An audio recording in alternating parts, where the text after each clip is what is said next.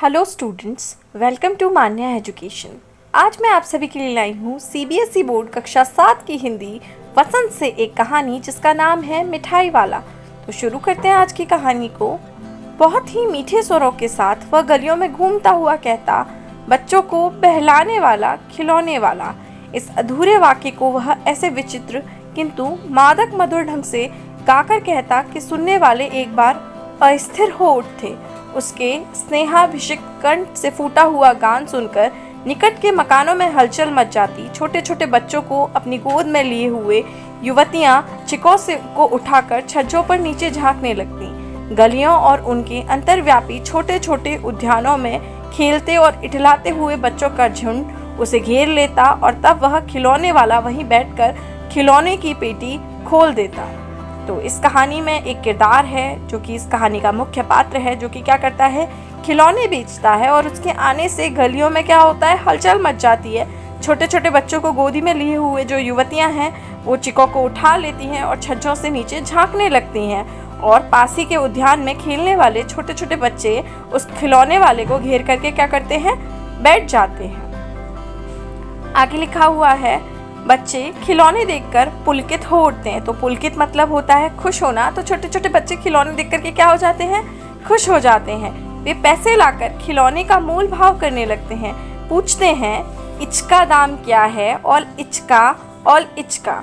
खिलौने वाला बच्चों को देखता और उनकी नन्ही नन्ही उंगलियों से पैसे ले लेता और बच्चों को उनकी इच्छानुसार उन्हें खिलौने दे देता। खिलौने लेकर फिर बच्चे उछलने कूदने लगते और तब फिर खिलौने वाला उसी प्रकार गाकर कहता, बच्चों को बहलाने वाला, खिलौने वाला। सागर की हिलोर की भांति उसका यह मादक गान गली भर के मकानों में इस ओर से उस ओर तक लहराता हुआ पहुंचता और खिलौने वाला आगे बढ़ जाता। तो जो बच्चे हैं वो अपनी इच्छानुसार बच्चों से, जो खिलौने वाला था उससे खिलौने लेते और उसे अपने नन्हे नन्हे हाथों से पैसे दे दिया करते थे। और इस तरह उन्हें खिलौने दे करके वो खिलौने वाला आगे बढ़ जाता। राज विजय बहादुर के बच्चे भी एक दिन खिलौने लेकर घर आए। वे 2 बच्चे थे, चुन्नू और मुन्नू। चुन्नू जब खिलौने ले आया तो बोला, मेला घोला कैछा छुंदल है। मुन्नू बोला, औल देख मेला कैछा छुंदल है। तो मतलब ये बच्चे अपने जो तुतलाती हुई भाषा है, तुतलाती हुई बोली है, आपस में बात कर रहे हैं। और ये दोनों बच्चे किसके हैं, राय विजय बहादुर के बच्चे हैं। दोनों अपने हाथी घोड़े लेकर घर भर में उछलने लगे। इन बच्चों की माँ रोहिणी कुछ देर तक खड़े खड़े इनका खेल निरखती रही, यानी कि निहारती रही, यानी कि देखती रही। अंत में दोनों बच्चों को बुलाकर उसने पूछा, अरे ओ चुन्नू मुन्नू, ये खिलौने तुमने कितने में लिए हैं? मुन्नू बोला, 2 पैसे में खिलौने वाला दे गया है। तो बच्चे ने बताया कि ये 2 पैसे में उसने लिया है। रोहिणी सोचने लगी, इतने सस्ते कैसे दे गया, यह तो वही जाने, लेकिन दे गया ही तो, इतना तो निश्चय है। तो वो सोचने लगी कि इतने सस्ते में कोई खिलौने वाला कैसे दे सकता है खिलौने। फिर उसने सोचा कि ठीक है, अब तो दे ही गया है, अब क्या सोचने वाली बात है इसमें। एक जरा सी बात ठहरी, रोहिणी अपने काम में लग गई। फिर कभी उसे इस पर विचार करने की आवश्यकता भी भला क्यों पड़ती। उसने थोड़ी देर सोचा, फिर वो अपने काम में लग गई, क्योंकि ये ऐसी कोई बड़ी बात तो नहीं थी। अब यहाँ आगे बताया है, 6 महीने बाद नगर भर में 2-4 दिनों से एक मुरली वाले के आने का समाचार फैल गया। लोग कहने लगे, भाई बा, मुरली बजाने में वह एक ही उस्ताद है। मुरली बजाकर गाना सुनाकर वह मुरली बेचता भी है, सो भी 2-2 पैसे में। भला इसमें उसे क्या मिलता होगा, मेहनत भी तो ना आती होगी। एक व्यक्ति ने पूछ लिया, कैसा है वह मुरली वाला? मैंने तो उसे नहीं देखा। उत्तर मिला, उम्र तो उसकी अभी अधिक न होगी, यही 30-32 का होगा। दुबला पतला गोरा युवक है, बीकानेरी रंगीन साफा पहनता है। वही तो नहीं जो पहले खिलौने बेचा करता था? क्या वह पहले खिलौने भी बेचा करता था? तो इस तरह से शायद वही जो खिलौने वाला था यहाँ, वो अब मुरलियाँ बेचने लगा है। और वो क्या करता है, गा कर मुरलियाँ बेचा करता है, वो भी 2-2 पैसे में। उसकी उम्र लगभग 30-32 वर्ष थी, ये बात भी यहाँ बताई गई है। हाँ, जो आकार प्रकार तुमने बतलाया उसी प्रकार का वह भी था, तो वही होगा। पर भाई है वह एक उस्ताद। प्रतिदिन इसी प्रकार उस मुरली वाले की चर्चा होती। प्रतिदिन नगर की प्रत्येक गली में उसका मादक मृदुल स्वर सुनाई पड़ता। बच्चों को बहलाने वाला मुरलिया वाला। रोहिणी ने भी मुरली वाले का यह स्वर सुना। तुरंत ही उसने खिलौने वाले का स्मरण हो आया। उसने मन ही मन कहा, खिलौने वाला भी इसी तरह गा गा कर खिलौने बेचा करता था। तो ये जो मुरली वाला था, उसका जो मादक स्वर था, मोहक जो स्वर था, वो हर गली में सुनाई पड़ने लगा। तो रोहिणी ने भी एक दिन ये स्वर सुना तो उसे लगा कि शायद वो खिलौने वाला वापस आ गया है। रोहिणी उठकर अपने पति विजय बाबू के पास गई। जरा उस मुरली वाले को बुलाओ तो चुन्नू मुन्नू के लिए ले लूं, क्या पता या फिर इधर आए ना आए। वे भी जान पड़ता है पार्क में खेलने निकल गए हैं। तो रोहिणी ने अपने पति विजय बाबू को बुलाया और बोला कि इस मुरली वाले को बुला लो, क्या पता वापस आए ना आए, चुन्नू मुन्नू के लिए खरीद लेती हूँ मैं। तो विजय बाबू एक समाचार पत्र पढ़ रहे थे। उसी तरह उसे लिए हुए वे दरवाजे के पास आकर बोले, क्यों भाई, किस तरह देते हो मुरली?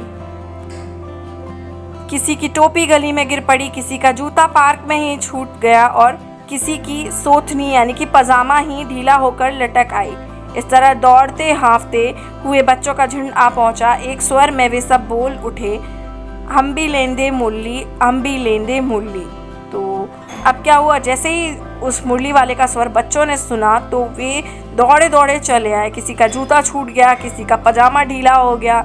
तो दौड़ते हाँफते बच्चे इस तरह मुरली वाले के पास आकर बैठ गए झुंड में और सभी एक साथ बोलने लगे, हम भी लेंदे मुरली। ये बच्चे की आवाज़ में, जिस तरह बच्चे तुतलाते हुए बोलते हैं, हम भी लेंगे मुरली, ऐसा बच्चों ने बोला। मुरली वाला हर्ष गदगद हो उठा, बोला, सबको देंगे भैया, लेकिन ज़रा रुको, ठहरो, एक एक को देने दो। अभी इतनी जल्दी हम कहीं लौट थोड़े ही जाएंगे, बेचने तो आए ही हैं और हैं भी इस समय मेरे पास एक दो नहीं, पूरी 57। हाँ बाबूजी, आपने क्या पूछा, कितने में दी हैं? दी तो वैसे 3-3 पैसे के हिसाब से है, पर आपको 2-2 पैसे में ही दे दूंगा।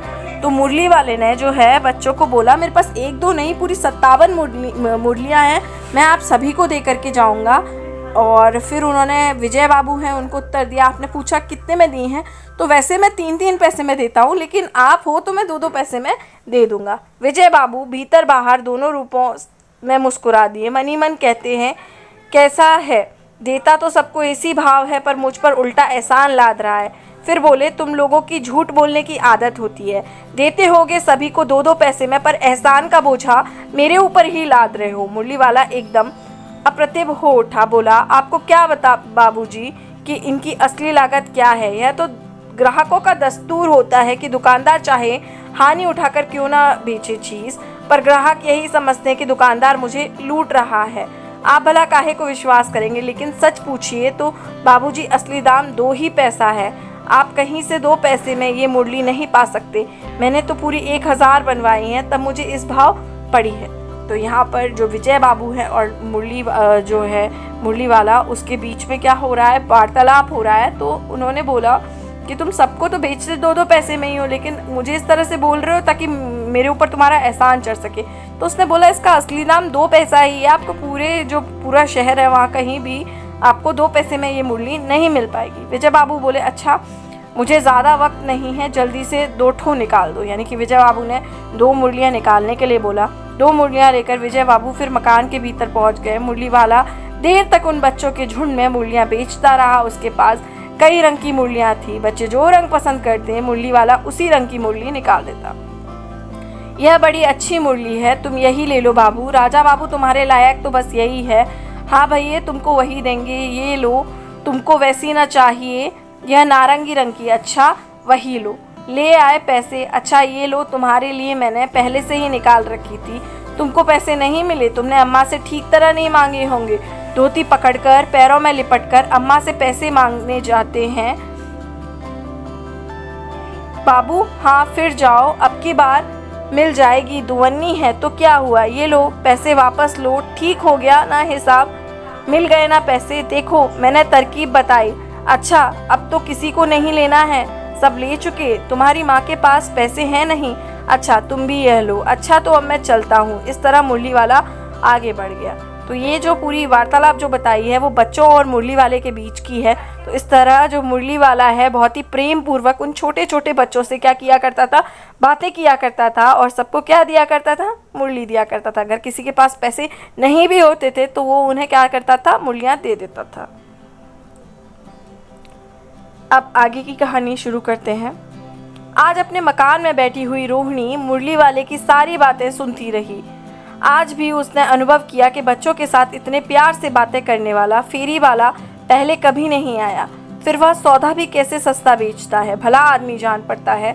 समय की बात है, जो बेचारा इस तरह मारा मारा फिरता है, पेट जो ना कराए सो थोड़ा। तो रोहिणी क्या कर रही थी, उसने सारी बातें सुनी मुरली वाले और बच्चों के बीच की। तो उसे यही अनुभव हुआ कि इतने सस्ते में सौदा बेचता है, पता नहीं कैसे अपना खर्चा चलाता होगा, इस तरह मारा मारा फिरता है, शायद अपने पेट के लिए करता होगा, अपना पेट पालने के लिए वो ये सब करता है। इसी समय मुरली वाले का क्षीण स्वर दूसरी निकट की गली से सुनाई पड़ा, बच्चों को बहलाने वाला मुरलिया वाला।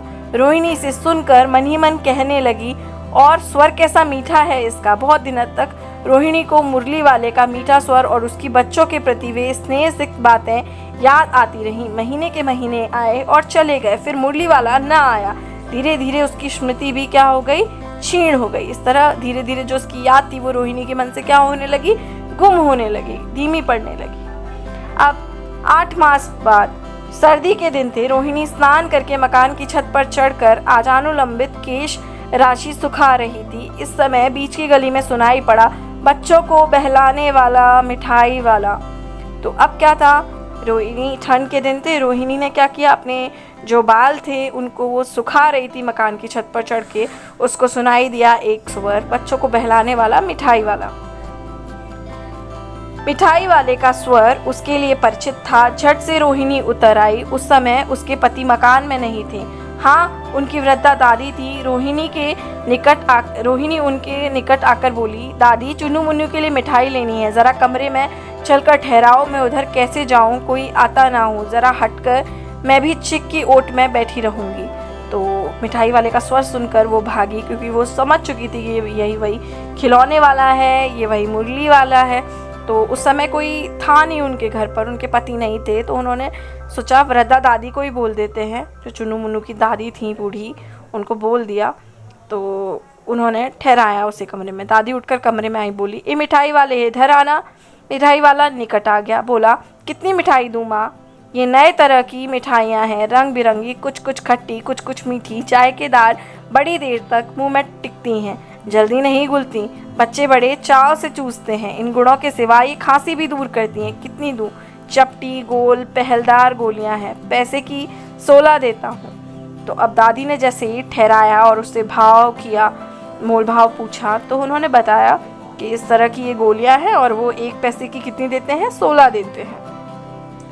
आगे दादी बोलती हैं, दादी बोली, 16 तो बहुत कम होती हैं, भला 25 तो देते। मिठाई वाला, नहीं दादी, अधिक नहीं दे सकता, इतना भी देता हूँ, यह अब मैं तुम्हें क्या, खैर मैं अधिक नहीं दे सकूँगा।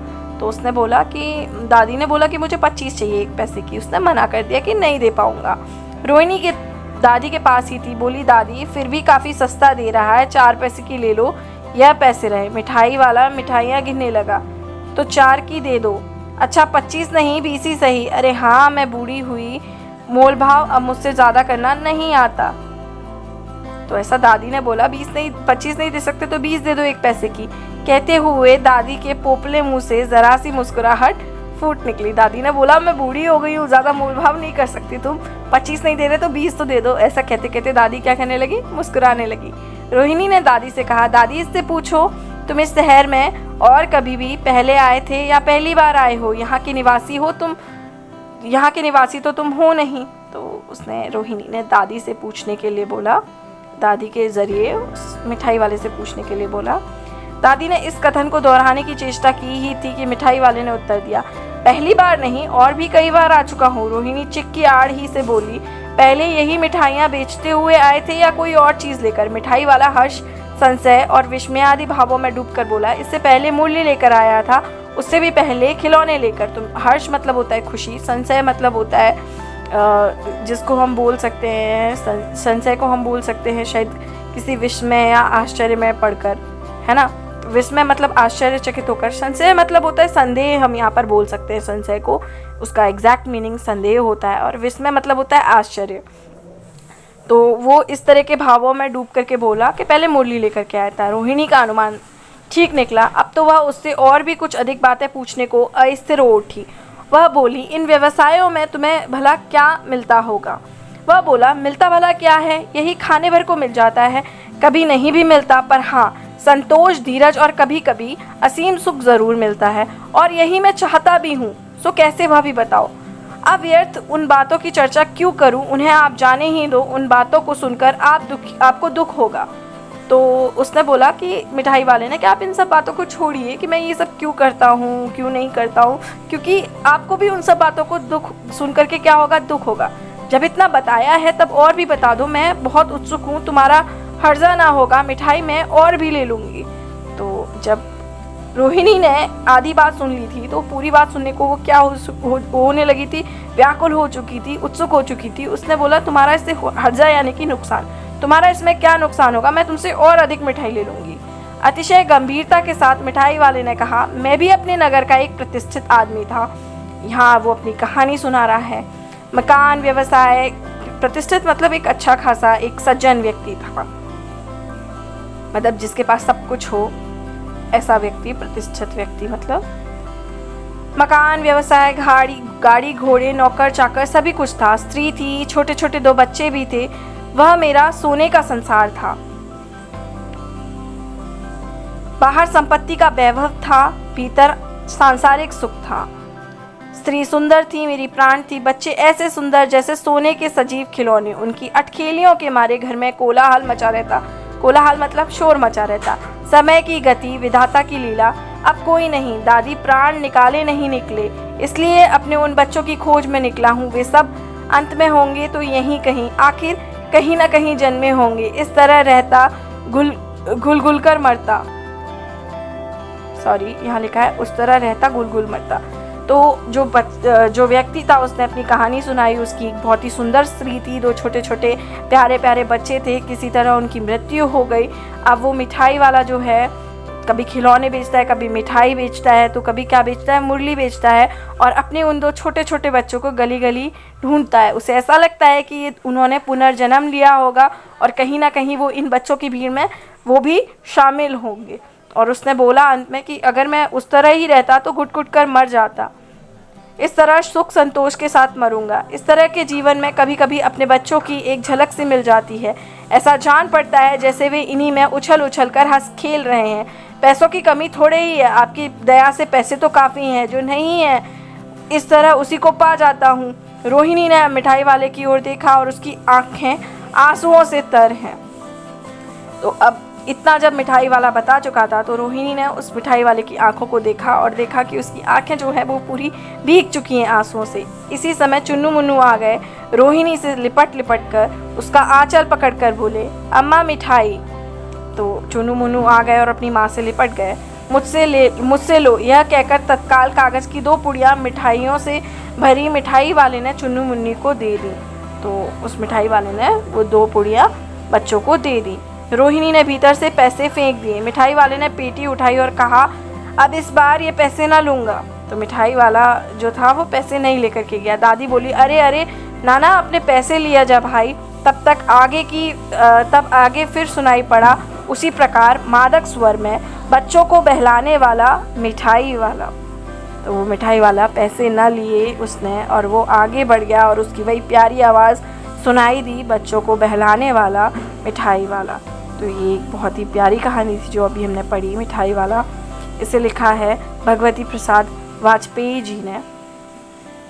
तो इसका जो मुख्य किरदार होता है वो कभी मिठाई बेचता है, कभी खिलौने बेचता है, कभी मुरली बेचता है। इससे उसे क्या होता है, बच्चों के साथ जो है खुशियाँ बांटने का मौका मिलता है। बच्चों के लिए वो मिठाई लाता है, खिलौने, बंसी, सब कुछ वो सस्ते में बेचता है, जिससे सभी बच्चे खुशी खुशी खरीद लेते हैं। वह गाना गाकर, बंसी बजाकर खिलौने और मिठाई बेचता है, इसलिए सभी बच्चे उसके अपने बच्चे समझे जाते हैं। मतलब उसको ऐसा लगता है कि ये सभी बच्चे उसके अपने ही हैं। और भीड़ जो है वो बारी बारी से, जो भीड़ में आते हैं बच्चे और बारी बारी से सभी चीज़ें खरीदते हैं और उससे उसे अपने बच्चों जैसा ही क्या मिलता है, प्रेम मिलता है, क्योंकि उसके खुद के बच्चों की जो है वो मृत्यु हो चुकी है। तो वो क्या करता है, दूसरों के बच्चों में, यानी कि वो जो गलियों में घूमता है, जो बच्चे उसके आसपास झुंड लगा के खड़े होते हैं, उसे बिल्कुल अपने बच्चे से प्रतीत होते हैं। तो ये थी कहानी मिठाई वाला। अगर आपको भी ये कहानी पसंद आई हो तो वीडियो को लाइक कीजिए, साथ ही साथ चैनल को सब्सक्राइब कीजिए। Thank you.